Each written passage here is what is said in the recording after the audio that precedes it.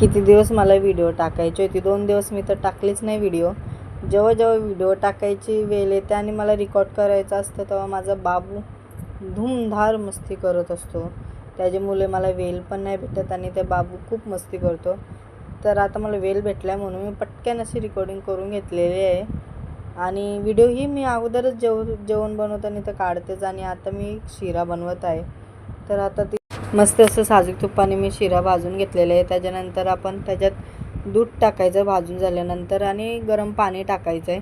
पाणी टाकल्यानंतर आपल्याला आवश्यकतेनुसार गोड पाहिजे तेवढं आपल्याला साखर टाकायची, विलायची टाकायची, ड्रायफ्रूट मस्त साजूक तुपात असे तळून घ्यायचेत आणि ते आपल्याला शिऱ्यामध्ये टाकायचं आहे. जर तुम्हाला माझे असे नवनवीन व्हिडिओ पटकन नवीन असेल तर सबस्क्राईब करा आणि जुने असेल तर लाईक शेअर. माईच्या गणपतीनिमित्त तुम्हाला हार्दिक शुभेच्छा आणि कोणाच्या घरी माईचे गणपती बसतात कमेंट करून. किती दिवस मला व्हिडिओ टाकायची होती, 2 दिवस मी तर टाकलीच नाही व्हिडिओ.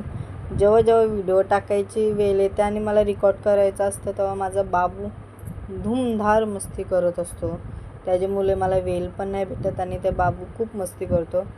तर आता मला वेळ भेटला आहे म्हणून मी पटकन अशी रेकॉर्डिंग करून घेतलेली आहे आणि व्हिडिओही मी अगोदरच जेवण बनवताना तर काढतेच आणि आता मी शिरा बनवत आहे.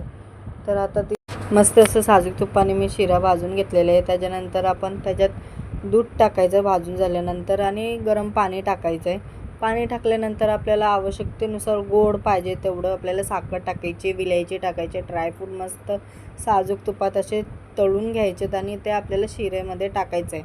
जर तुम्हाला माझे असे नवनवीन व्हिडिओ पटकन नवीन असेल तर सबस्क्राईब करा आणि जुने असेल तर लाईक शेअर.